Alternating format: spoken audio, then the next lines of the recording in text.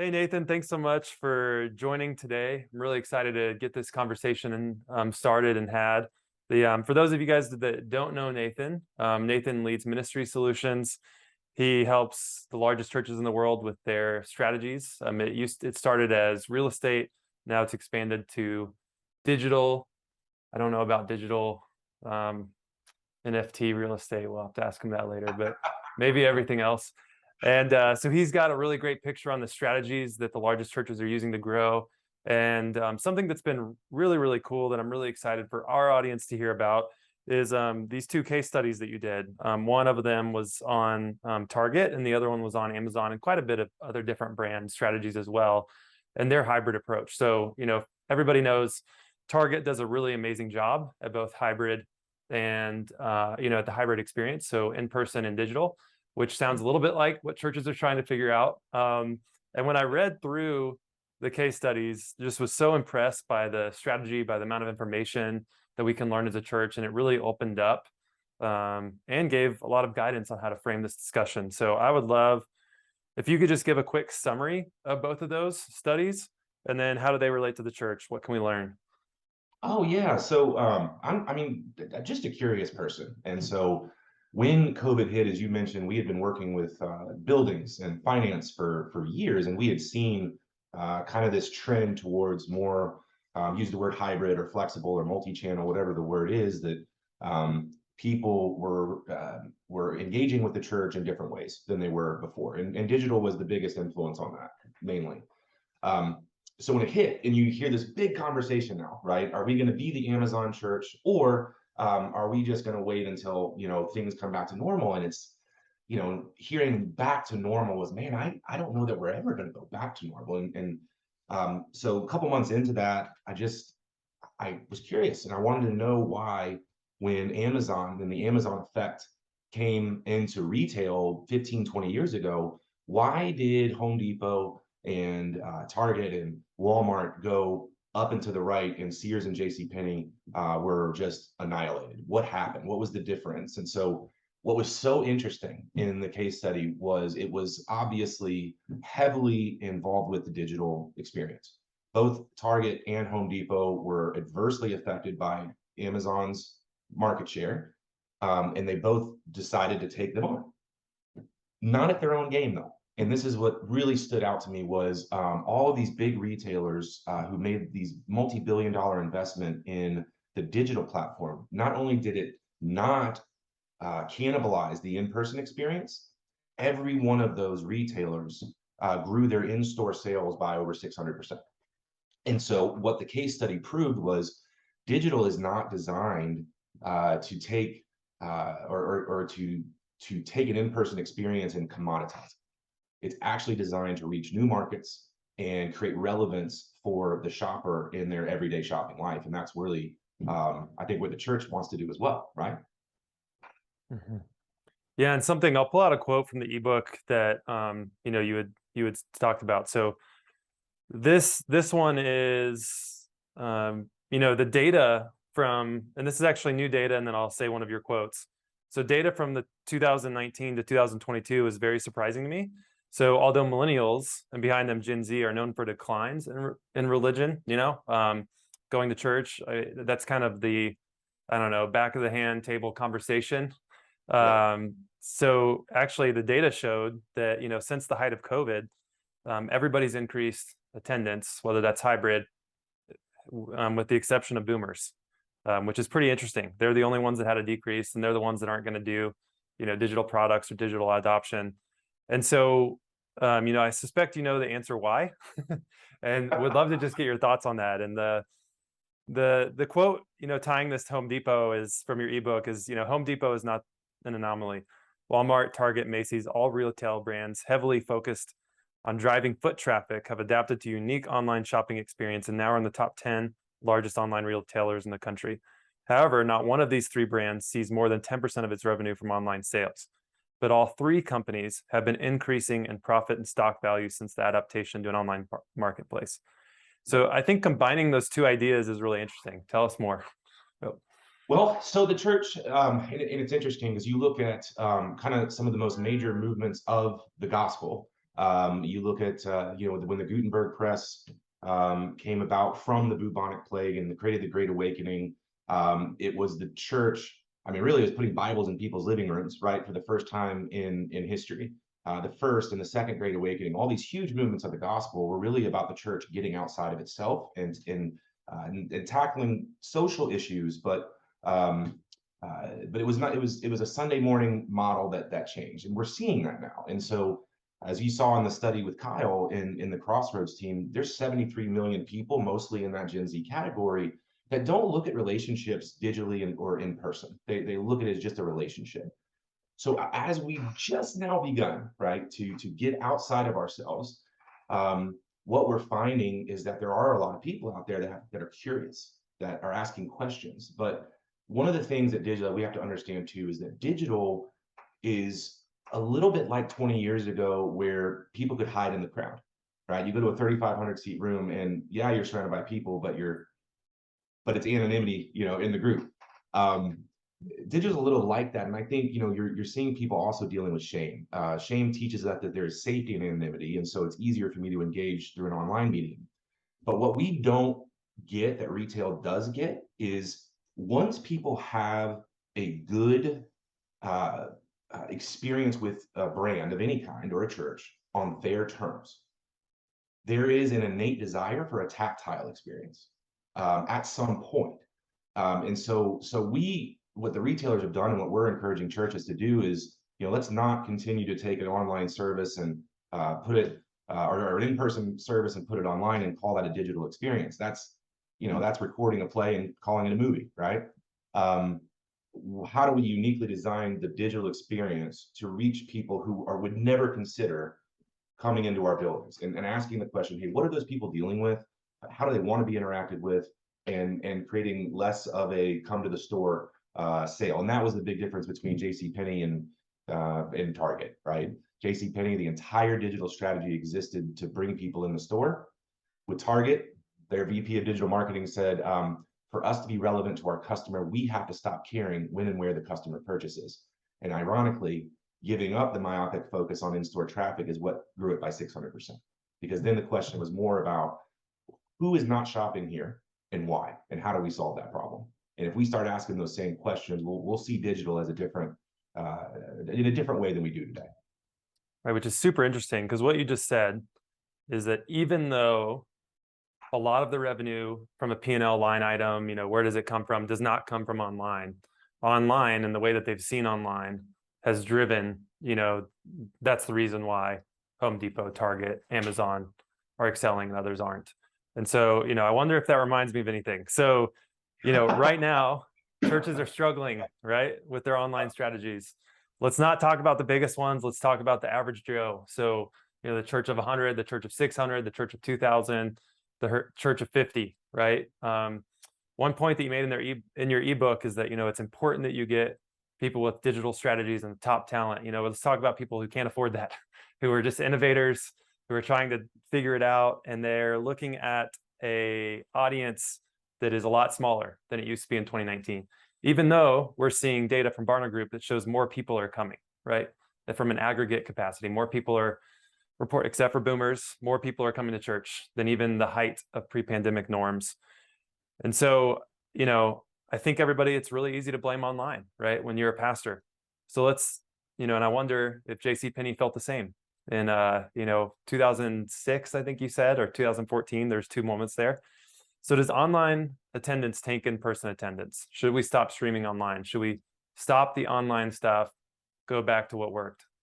No, I think it's a great question, but to me it creates a secondary question that's maybe bigger, and it comes back to this idea. You have house church, you have your digital presence, and you have your in-person experience, and all we're doing right now, okay, is we're taking an in-person experience and then we're putting it on a digital platform, or even putting people in houses to stare at a TV. But the thing is that a person engaging in those three mediums is engaging for a different reason and for a different purpose. By simply putting a service online, yes, we are literally teaching people that coming to church is irrelevant. It's the subtle message we're sending, and then we complain. But here's an equation that I love. I think it's very important. is that value equals experience divided by time. Okay. So what we're doing is we're basically asking people to take the same experience, but then spend twice as much time and wonder why they don't see the value of that. Right. So that's kind of what the digital did to commoditization. Is the opposite of that. Is they said, hey, we're going to get you the same experience, get you everything you're looking for when you want it, but you don't have to put your kids in the car. You don't have to come to the store, find a parking space, spend more than you want to, just buy online. And so what they did was they gave you the same experience, but a decreased amount of time, and that increased value. What we have to ask, I think, Collin, is again, what is the differentiated value proposition of an in-person experience?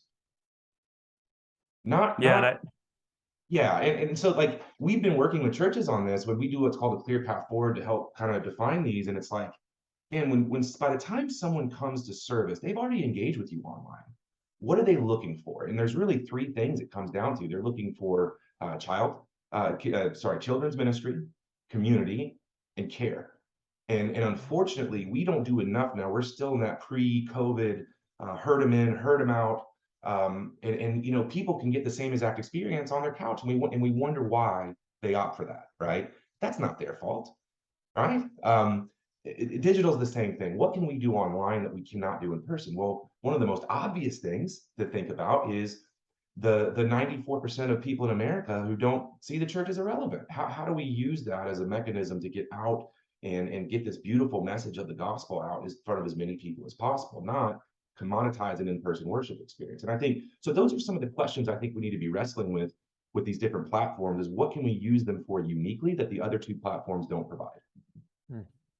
Yeah, and I think I'm going to tie a few quotes together in what you just said, because what you just said goes really far, and I want to make sure that everyone understands that. So like one kind of point that you said in the beginning to kind of frame the thinking around that is, instead of asking the question, this is a quote, what should people do? I feel like the better question is, what would people do and what will they do? You know, and this is when I break quote, if online is now, you know, we used to, at Resi, we used to tell people, you know, the reason stream or front door, side door, digital door. So everyone you want to reach is on the digital door. You've got to be there, right? And that was a really hard idea. Everybody else got the other two, which is the front door, which people are going to watch your stream before they come in person so they can feel comfortable. Everyone got that. They sold into that. Or the side door, which means, hey, these people moved to Florida in the summer. If we send them a stream, they'll still give to us and they'll still be involved in our church. Or the mom's playing soccer, even though we don't want them to play soccer on a Sunday morning. You know, culture's gone that way. And so this allows them to watch it while watching their kids' games or in the car. And so we're keeping them involved. They're still volunteering. And, you know, in every single one of those, you hear this reluctance in a pastor to say, you know, stick to what worked, which was the Sunday morning message, right? And I really liked your criticism of, you know, us thinking of that at the church and how you explain the history of that. And so because we tend to stick to the forms and think that they're the way, right? And so I Yes, think sir. critical to this conversation is your quote, which, or you go ahead, or I'll read the quote. I don't know which one. I will, but I think what you're Go ahead. saying, and I agree with this, and it's not in the book, but digital is not a threat to our mission. It's only a threat to our methods. That's it. And we have confused our mission with our methods. That going to church on Sunday morning is being the church. I disagree with it. I just totally disagree with that. And what should people do? Well, they should come to Sunday morning, but they're not. So why? Why are they not? And we can't should on people. Like we have to figure out what the thing is that isn't attractive or draw enough. Not a sense of obligation with how we approach volunteers and how we approach Sunday morning service. We're not creating enough value in person that is differentiated online, and that's on us. That's on us. And digital is disruptive to that. But here's the other beautiful, beautiful, beautiful, beautiful thing about it is disruptive to that method. But man, there's 73 million people in America that are interested in the gospel. And it gets us in front of people who would never come to our building. So it's not, it may be a threat to our methods, but it is also our biggest opportunity and our biggest blue ocean to truly, truly meet people with what they're struggling with and what they want, where they are, just like Gutenberg did with the printing press by putting a 500,000 Bibles in living rooms over 30 years. That's the focus of this church and the opportunity we have. And we're worried, it's just a scarcity mindset to worry about, the 30 or 40% of people who don't come every week anymore. Okay, Mhm. give them a reason to. Give them a Yeah, and reason. then right, and exactly with scarcity mindset, you also have the worst problem on the other side, right? And I Yeah. think you explained the theology really well, which for 300 years following the life, death, and resurrection, this is a quote from you, of our Lord and Savior Jesus Christ, people met corporately in homes or in Jewish places of worship. It took 3.5 centuries for people to come to the idea of a worship hall. And I can't say the Greek, maybe you know it. All ecclesia, There house we of go. worship. Thank you. It's synonymous with the word church. So, how has the top of funnel changed to get people into discipleship? If really the way of Jesus is practicing the way of Jesus with people in homes, not forsaking gathering still, but maybe that doesn't look like what we thought it meant. Mhm. So, how is the way we get people in changed, or has it really not changed? We were just deceived. And how do we do discipleship or the next way in a digital realm? Yeah, so I love that question. And to back up, this didn't make it into the book, but I wish it had. Reading through Acts, you'll see where it does. It talks about the temple and in homes. And when you back up, and I'm not I didn't go to seminary, but when you back up, there was a reason for that. The Jewish people that they were reaching, that was what they were accustomed to, right? Was meeting. But the other people who did not identify as religious people or Jewish people met in homes because that's where they were comfortable. And so the gospel was taken to the places that these people were comfortable with. And no one sat around and goes, gosh, too many people didn't come to synagogue this week, because they were so focused on radical change in their communities. And um, so, sorry, that was a total side note. But so what has changed, in my opinion, and again, you go back to the biggest movements of the gospel in our history, the early church and the Great Awakenings, was the church getting outside of itself. But the biggest thing that has changed, and this is where I feel that the digital platform can separate the winners and losers in a company or church or whoever it is the invitation has changed to church for most people. And the thing that Target figured out, and this is in the book, the thing that Target figured out was the difference between relevance and convenience. Convenience is taking something, whatever it is, and making it more accessible, right? So there's a gas station down the road that sells Slurpees. It's very convenient. If I want a Slurpee, 99% of the time, I don't want a Slurpee, right? Relevance is giving people what they're looking for at the time they need it most. And what that means is, if my neighbors, and I live in a very post-church part of Atlanta, and I know they all have different questions. A gay couple lives next door. We have tons of conversations about the gospel, by the way. It, Based on their experience, it would be tone deaf, number one, for me to invite them to church. It would just be tone deaf based on the experience that they've had, right?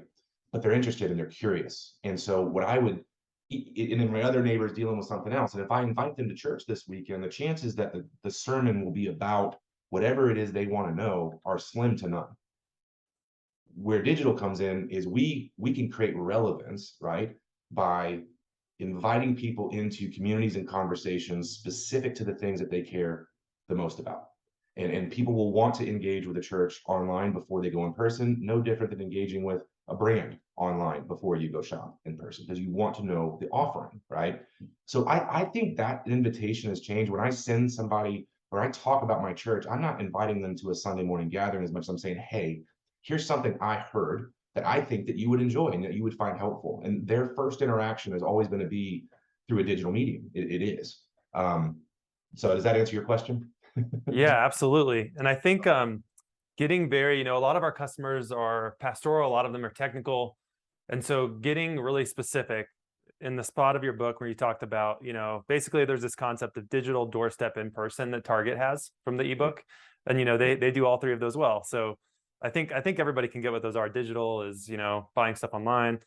Doorstep is that being brought to your door. Digital is a mix. So it can be all three of those, but coming to in person, either you bought it online and you're picking it up, or you're actually going in store and in person. So let's talk about some examples of churches that do. I think the ideas that you said here are that and I like what you call down. I think this is the biggest I get into a lot of theological discussions that I don't want to when I'm talking about Resi. And normally we don't go very far in them because I'm just like, hey, we're just here to empower your strategy as is, right? We're here to help you inform it.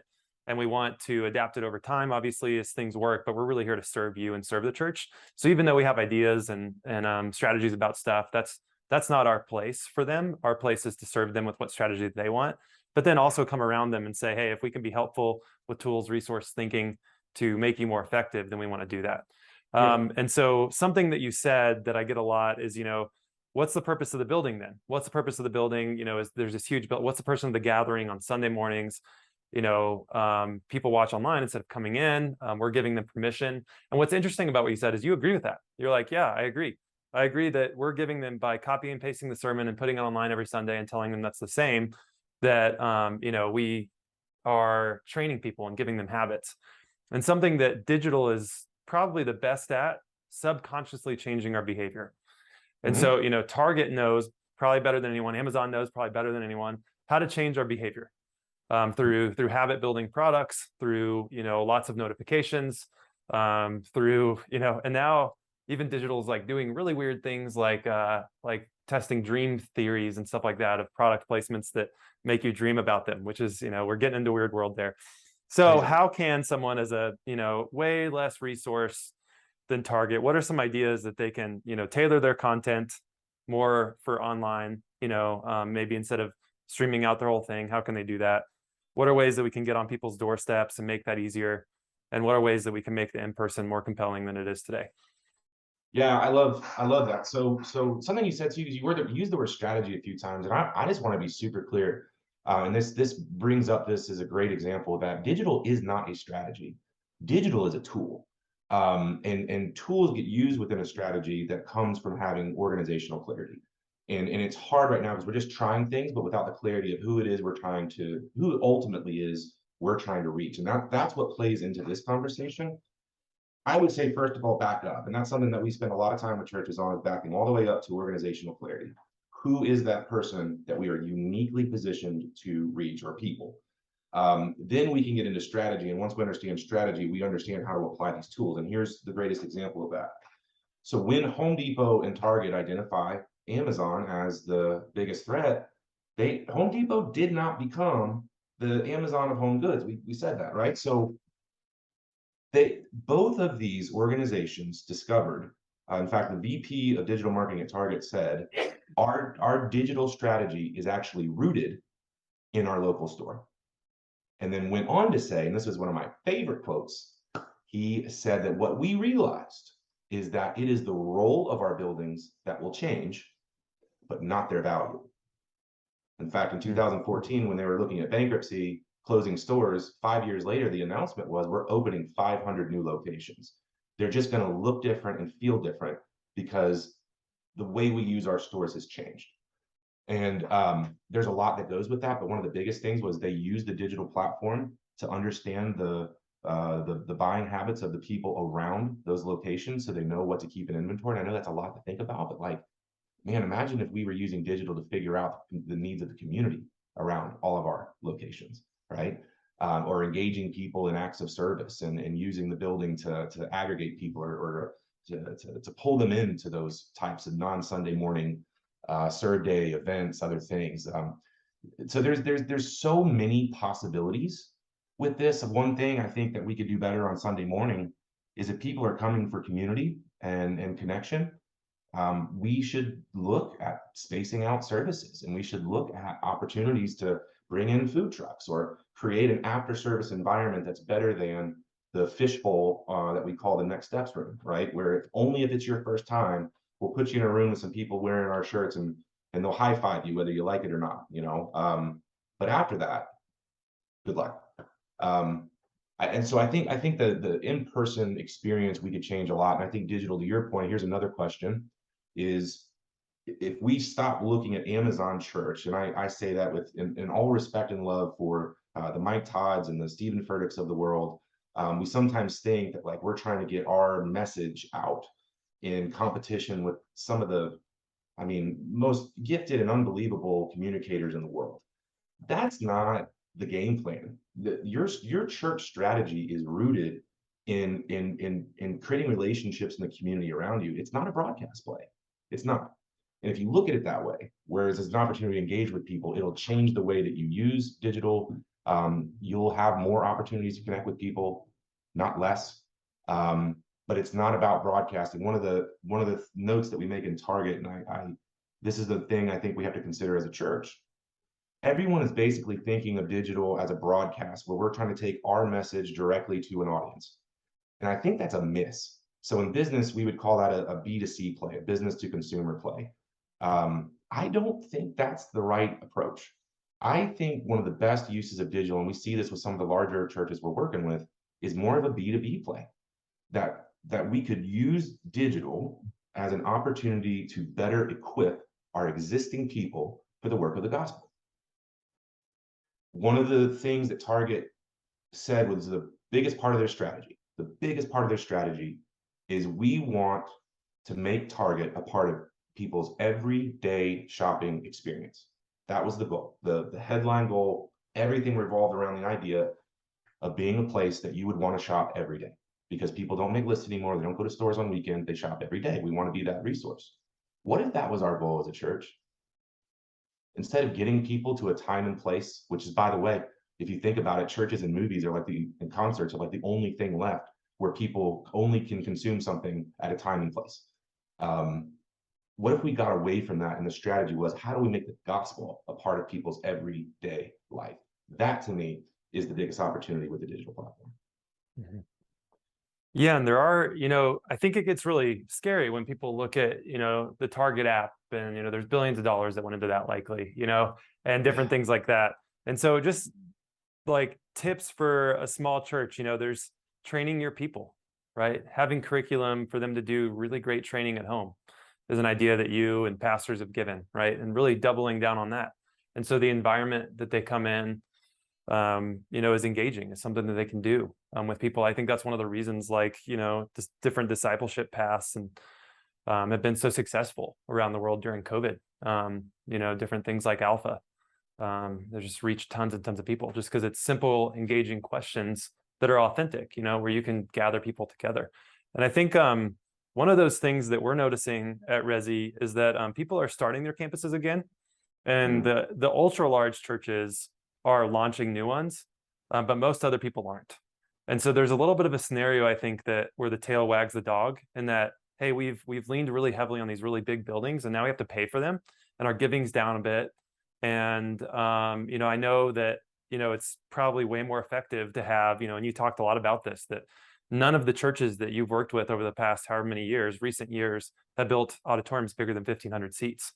Yeah. They're building small, they're building closer to the community. And, Target, Home Depot, they did the same thing, right? They went from 150,000 square feet to 20,000 square feet stores and put more of them there. High touch, closer in, what you call as a hub. So let's use them during the week. Let's monetize them if we can, right? Do daycare, do, parks, whatever it is, to impact the community. And I think that is such a new idea for a lot of people. So let's ignore the theological reasons of monetizing your campus or whatever, because I've had a lot of pushback talking about those ideas. And let's just talk the hub, using buildings, like how is the tail wagging the dog, and how do we need to change that? It gets really difficult when you get in financial situations and you have to change. And I think we're in a 2014 Target moment, when they looked around at each other and said, hey, we're losing. People are still giving us money because we don't have a product, we have a mission. And I think that's a problem with nonprofits. And I heard a friend say that is problem with nonprofits if you don't have product. So you don't have something where everybody stops buying. People still believe in your mission, even if the product's no longer relevant.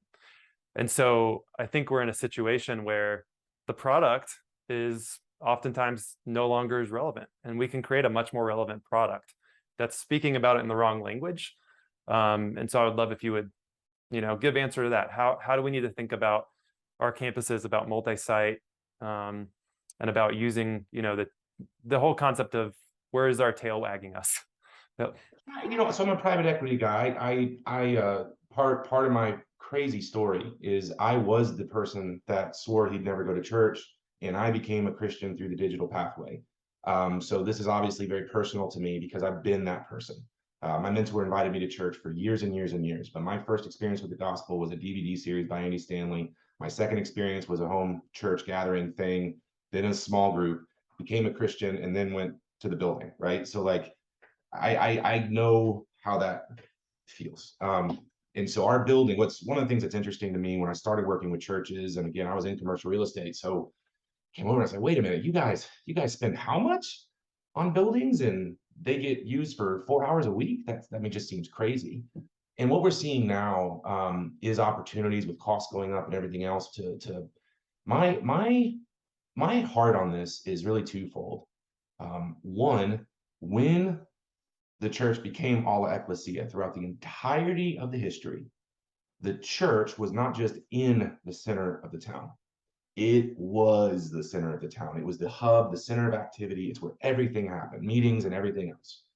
It's only been really in the last century that we started doing this thing where we moved, 20 minutes away from the market we're trying to serve to buy enough land to build a monstrosity.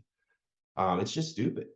But that was what retail was doing at the time too, right? Now, the reason that the companies are going to smaller footprints is they want to be in the communities that they're serving. And we have to have that same mindset. And sometimes that's expensive. And so the second passion is, man, what would it look like if we had buildings funding ministries, and instead of just having ministries where 30 cents on every dollar goes to buildings? And there's just a passion behind that. And we've seen that work. One cool story is a church called Chase Oaks in Plano. Collin, yeah, you know them. That's my home We, church. yeah, Yeah. yeah, we opened the local good center, right? So went into West Plano or East Plano, excuse me, and asked them what they needed, and they told us heavy immigrant community. And so, the building has a large room where the community events and those types of town hall things happen. There's a kitchen. Gave away 4 offices to immigration attorneys. It's the only place in Plano that offers ESL classes at night with childcare, and it is booked for 8 months right now. And it just so happens to have enough seats to where a church could do a service on Sunday morning and childcare. And so instead of saying, hey, let's build a church building and see what the community can use, we started with the question, what does the community need? And we figured out how to do church there. The building pays for itself. It's incredibly missional in that community, and it's serving the community in a way that they weren't doing before. And so that to me is the potential and the vision of what church buildings could look like in the church of the future. But I think they need to be more multifaceted. This very monolithic, expensive model where, again, 30 cents on every dollar goes to a mortgage payment is just garbage. Yeah, man, there's a few different paths that I could go after that I want to get you expressed, and I have like however long left. So I think, in other words, I think you wrote this, I'm just going to say it. So in other words, the nonverbal message of this hybrid model is, customer, no matter where you are, what you need, or when you need it, we exist to serve you in a way that is easiest and most convenient for you, with the best products available on the market at the best price. And so adapting that to a church, you said, what if we said, member, we exist to serve you and help you grow in your spiritual journey in a way that is most convenient for you, the most effective and easy ways of connecting to community, serving the community, help you slow down, invite others in a way, and practice the way of Jesus together. Then someone can enter in at any point. It's no longer come to church. There's so many points of entry. So can you talk about how people can adapt that idea to them, and maybe just talk about a few more examples? I love the Chase Oaks example. What are some examples of ways that people can do this? Yeah, and I think, I don't think like this has to be a multi-gajillion-dollar effort. There are just things I think that churches could do. I mean, literally just right now, theologically, and again, didn't go to seminary, don't claim to be an expert. I do believe that the goal here is becoming. We were created by God for God, and that sin took us away from the reason we were originally created. And the gospel is helping us become like Jesus in the way that we were uniquely created to be. That's what I think the church really exists to do, is to redeem people and redeem the world. So that context for me means that when we're thinking about this, we have to kind of keep that thought in mind. How are we helping people become more like Jesus, or finding what that means, though, is that we also have to accept that not everybody's in the same place and they're not experiencing the things in the same way. What is unique about digital that's different than the radio or TV or any other mass communication medium that we've ever had is everything else has been designed for one-way communication. And this platform is designed for connection. It's a two-way street. And instead of what What these companies successfully did was they used digital to learn people. And sometimes the Amazon will use that, yes, to do bad things. But most companies, I mean, you look at Chick-fil-A and whose revenue grew by 35% during COVID, by the way, and you look at Home Depot, you look at Target, they're literally using that information to try to improve people's experience. And there's nothing even really solicitous about that. They just as they learn you, they get to know you, and they stop caring when and where you purchase. So I think for the first thing that we have to ask is how do we get better at asking questions? How do we get better at learning people? I had a friend in who comes from the corporate world that came over and spoke at one of our events, and he said, Nathan, like honestly, I went on all these churches' websites, and man, if you guys were a brand, or if your brand was a person, like they would all be narcissists. They don't, all they do is they talk about themselves. There's no opportunity for them to get to know me. And I think that's something we can ask social media, emails, always leave room for a question or an opportunity to engage, and make sure that you're constantly finding ways where people can raise their hand and say, yes, I need help. Second is relevance. Focus on relevance. You're picking a sermon this week that you want to talk about, that you feel called to talk about, but that message may not be exactly what the person, it's not going to hit everybody in the room the same way. So digitally, how do we take the best content we have around the 5 areas where we feel people are struggling the most and use that as an opportunity? Because we already have the content, maybe 2 years old and maybe in an archive. How do we repurpose that content to create conversation? So if you did a series 2 years ago on anxiety, hey, guess what? People, that problem has not been solved. Okay, that's still an issue. So how do we take that content and package it on our website or our apps in a way that people can find it easily, so that it can still be helpful to people who are struggling with that? Marriage tools, kids. I mean, the article I read in the New York Times a couple of days ago is the biggest issue that parents have, that is just a lack of security, that COVID, being locked in the house with kids, made you realize what a crappy parent you were. The feeling, I'm not saying that's true, but that was a feeling. How do we serve parents? How do we equip them to be better parents in their homes, not just on Sunday morning?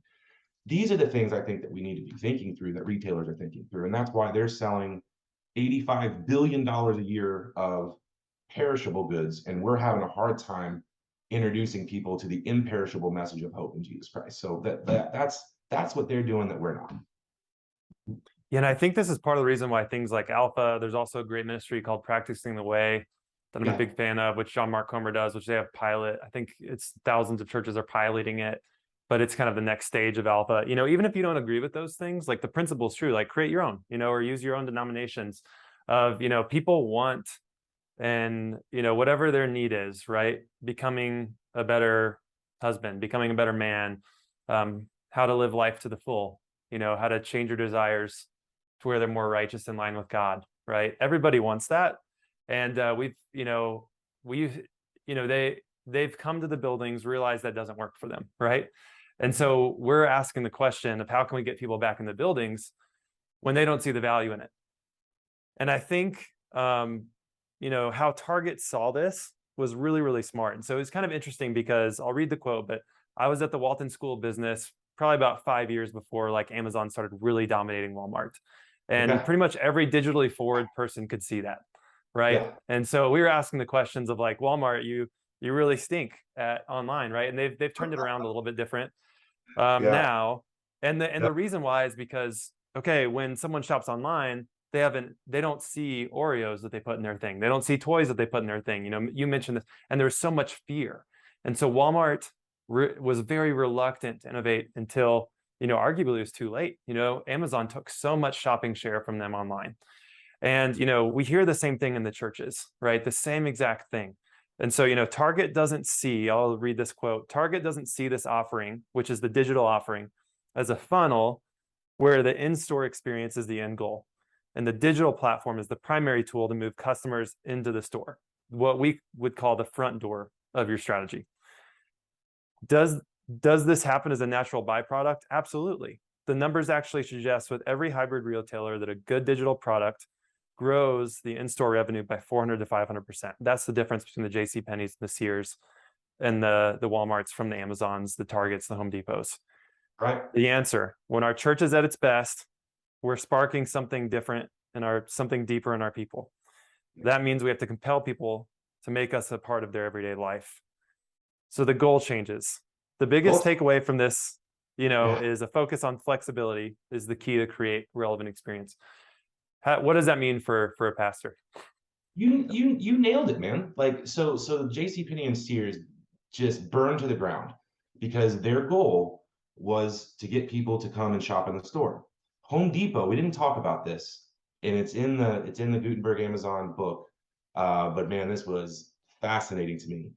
When Frank Blake took over Home Depot, the question was not, hey, how much do we sell against Lowe's? He said, man, the problem is that 94% of people in America don't shop at home improvement stores at all. And we have to know why. And they found out three things. And tell me if these sound familiar. They don't identify as DIYers, and the store is for DIYers. The church is for church people. They found the store large and intimidating. Probably don't have to explain that one, right? Third one's interesting. People did not know that Home Depot sold anything outside of the tools and the materials that they felt ill-equipped to use. Most people don't know what the church has to offer outside of sermons. Very similar. So three things that are perfectly in line with the same challenges. So what Home Depot did, and Frank Blake led this, was their goal was to exist to equip people to be better DIYers. Come on, somebody. That's a retailer thinking that way. That's a retailer thinking that way. We should be ashamed.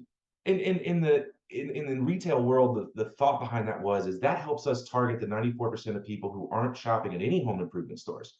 And if we can equip those people to be better DIYers, they will buy tools and materials from Home Depot. And guess what? He was right. He was right. And he's now the chairman of the board for Home Depot, Procter & Gamble, Macy's, and Delta. So knows a little bit about what he's doing.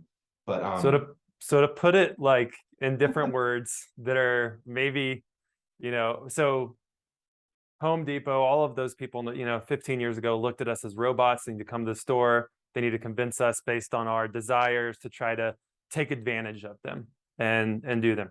We're lazy robots, that just you control us. And then the shift was, let's empower these people to where they internalize, what they need to do and be able to empower them to do it on their own. Yeah. Yes. Yep. So I almost want to leave it there and not be prescriptive at all, and not say, hey, here's some things, just because I feel like the church has to wrestle with this. How do we equip people where they are for who they are? And be relevant to them. And we have to change the goal. The goal is not getting people. Here's something else, Collin. I want your listeners to think about. What we're really talking about is attendance. So we have to ask ourselves a question. Why is attendance so important? And here's my take on it, man. My take on it is the reason every metric in the church is based on attendance. Here is 2000 version of church, because attendance is a predictive analytic of engagement. Any pastor listening to this, if I tell you there's 2,000 people in the room, immediately you have an idea of how many people give, serve, and are in community. It's a predictive analytic. You put a bunch of people in front of a charismatic speaker leader, the gospel, the Holy Spirit moves, whatever. The attendance is so important because it creates engagement. That's why we care so much about attendance. But we don't live in 2000 anymore. And this is what retailers found out that we're still struggling with, is that now, instead of attendance creating engagement, we actually have to engage people in order to get them to attend. The metric is completely flipped. And if we continue to just focus on attendance, we're just going to lose out, because what we're doing is we're decreasing the amount of relevance to the people that we're trying to ultimately serve.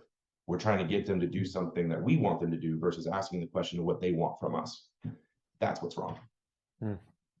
Yeah. And so if you're, one last thing to close, I think I'll ask you. If you're a Resi customer, we're investing a lot right now in content library. So you can stream shorter form stuff. You can upload videos and stream those out. You can do things 20 minutes. You can do 20-minute live streamed or on demand, content for small groups. You can do it, so many different ways, right?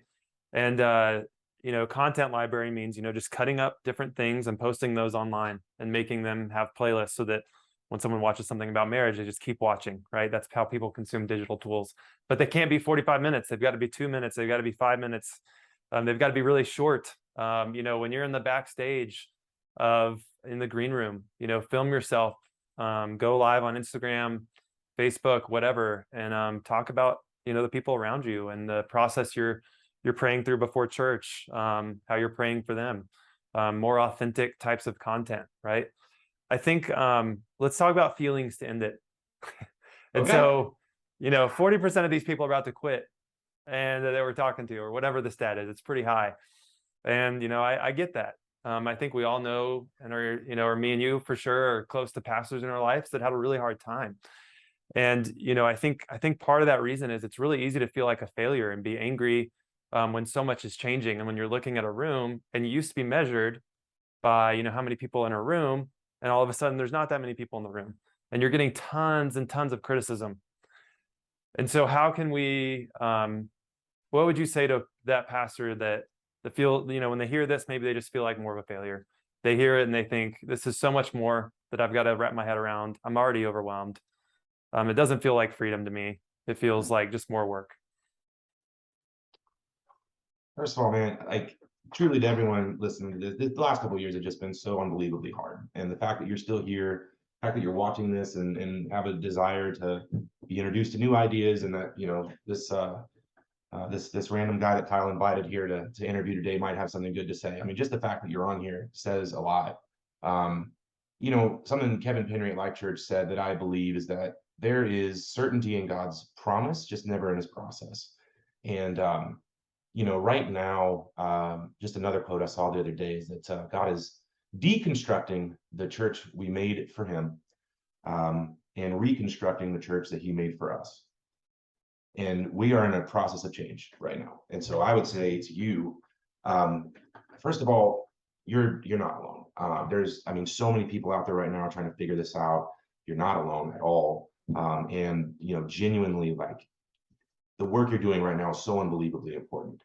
You don't see the result of it yet, but it is so unbelievably important. And this is all this is a time to change. And the other side of this, man, are results and things that you are beyond what you could imagine. What I will say is just please be open to the idea that what this will look like in 10 years is different than what it's looked like in the last 10 years.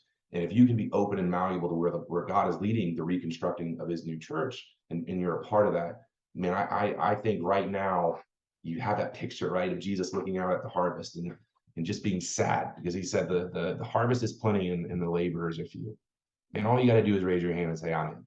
And I think he'll lead the rest of the way. But I see you and I appreciate you. And obviously, if there's anything our companies, Resi and Executive Leadership Solutions, anything we can do for you, let us know. But we appreciate the work and the investment that you're making in the kingdom. So thank you. Awesome. I think that's a great way to end it. So if you're curious to learn more, download the ebooks on Nathan's site. Link will be in the description, particularly the Amazon Gutenberg Press one and then the Target case study. Both of them were amazing, changed my thinking, highly recommended. Really great to send to whoever's on your team too. On the Resi side, we've got lots of tips for you guys on our website. So go to our website. We have one that we just launched on Red Rocks production tips that are helpful, which is in Red Rocks and in Colorado. And they're, I think like half our team goes to that church. It's a great church. Links in the bio. Thanks so much, Nathan, for your time and just your thinking on this. I really appreciate how you're serving the church and helping this grow.